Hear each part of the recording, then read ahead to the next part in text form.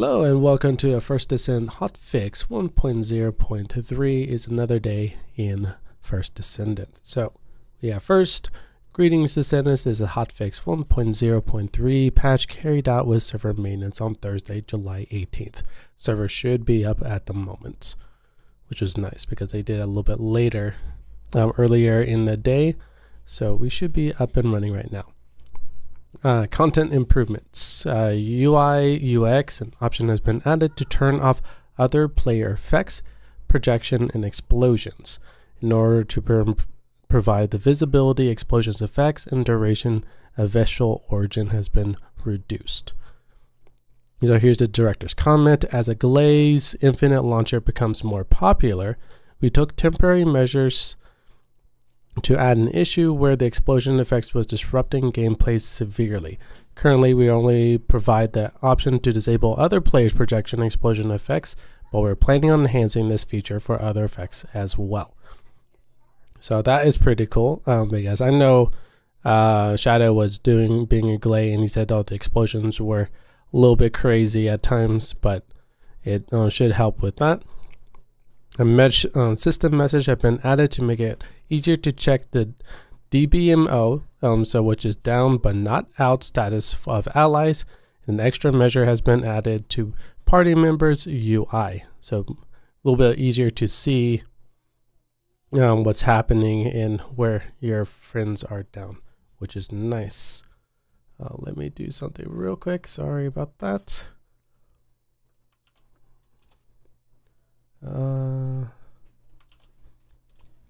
Okay, so reduce the research completion visual effects during the materials frequently used in research.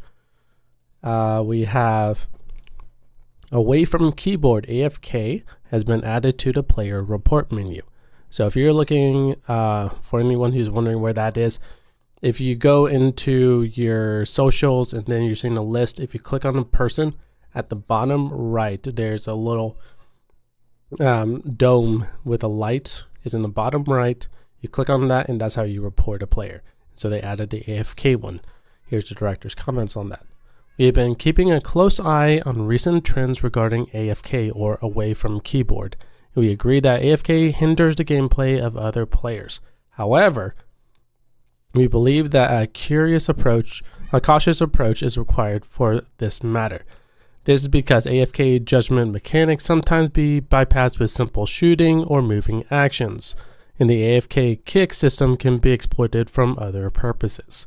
First, we are trying to learn the patterns of AFK players with AFK reports. Through this, we plan to collect the information necessary to separate AFK players in matchmaking, prepare an appropriate measure in the future.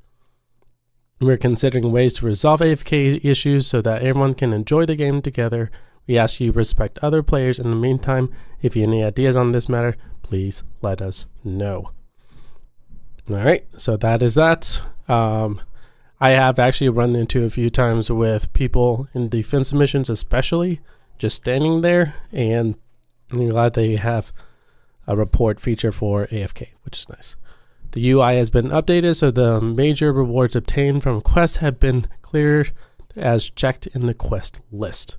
Cool. The function has been added to view acquisition information directly in the target section of the library.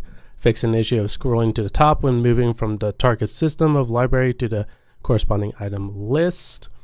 Hello Sanchez, how's it going? Added fire team types and round types to the library weapon list. Fix an issue where players who join the void fusion reactor could use the reconstruction device even though there were no void. Let me see here. No void charge after completing the mission. Interesting. When completing a void fragment mission, obtaining 2 types of void shards, the amount obtained has increased by approximately 1.5%. Wow. They buffed it up again, so you're going to have way more void fragments. That's very nice. Void fusion reactor mission tooltip has been updated to display the number of void shards. Added linked amorphous material to void fusion reactor mission tooltip. That's nice. Void shard attributes now can be displayed on the map directly. Luna is the new Descendant that is coming out next month. So I'm wondering if you will be wanting to try. If you've done the story in the first Descendant, you have actually met her and all that. So here's a director's comment to the void shards. We discovered and fixed an issue where party members' abort mission system has been exploited to repeatedly play void fusion reactors without consuming any shards. While addressing this glitch, we've also considered why players might resort to using it. We realized that the transition from shard farming to actual void fusion reactor missions are quite inconvenient and tedious. I would agree, because I was doing that all stream yesterday. Therefore, we're not only fixing the bug, but also increasing the amount of void shards obtained and improve the farming process to make it more convenient. Cool, so that means we will be able to farm Kyle better.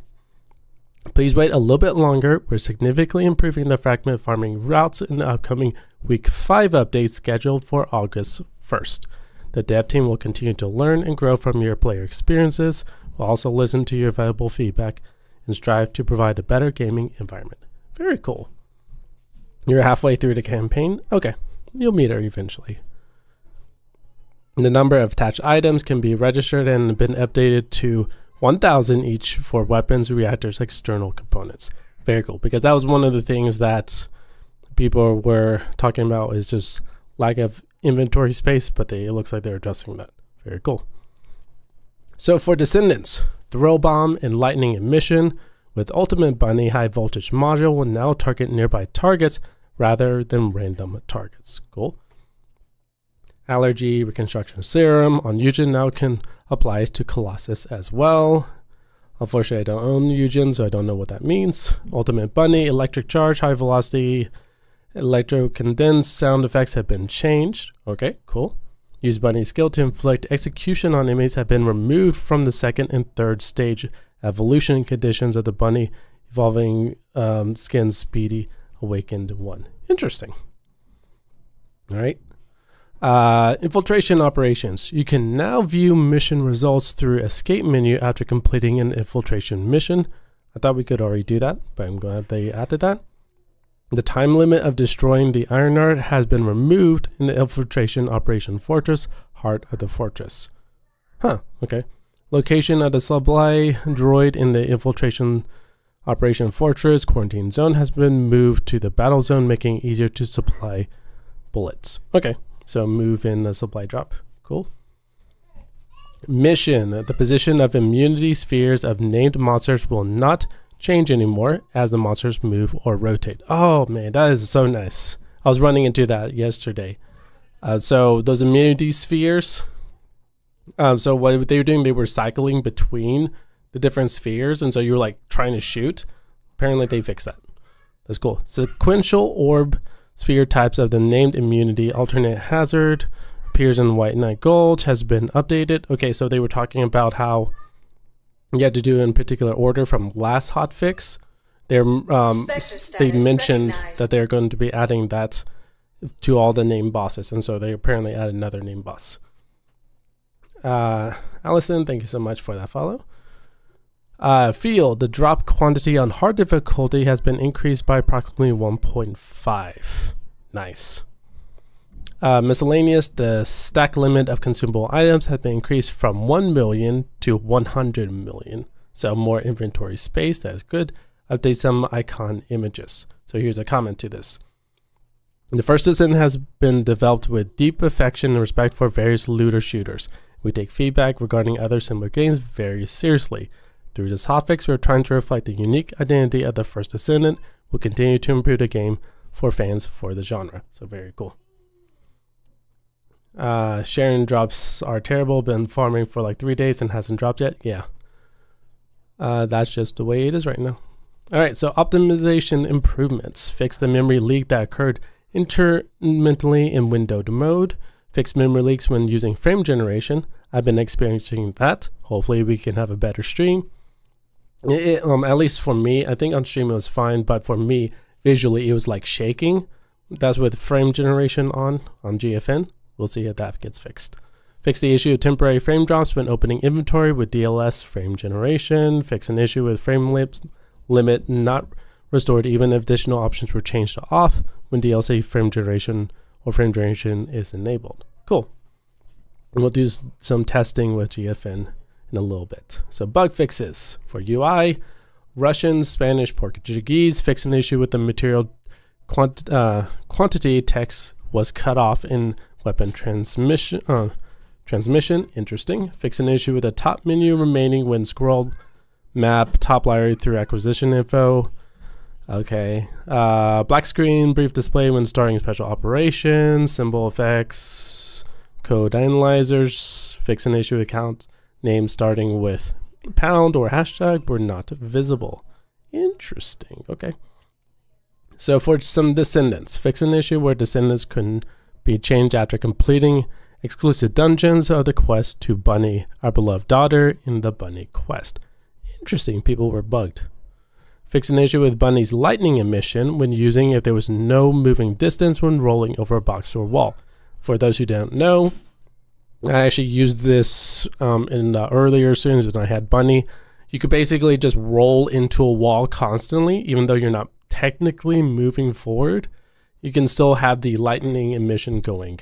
So there was a boss fight where I was doing it as I was just rolling into a wall, so I was safe, but then I was still doing the quick burst. So here's like a director's comment to that. We love how Bunny runs fast, unleashes electricity energy, and takes down her enemies. But Bunny is a descendant who gains her power proportion to the distance she traveled. However, rolling around in a corner and using her skill was not what we expected from her, so we decided to fix this.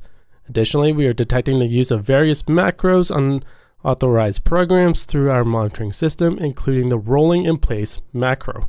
We are currently taking actions against macros on unauthorized programs and will continue to strive to create a more enjoyable game environment for everyone.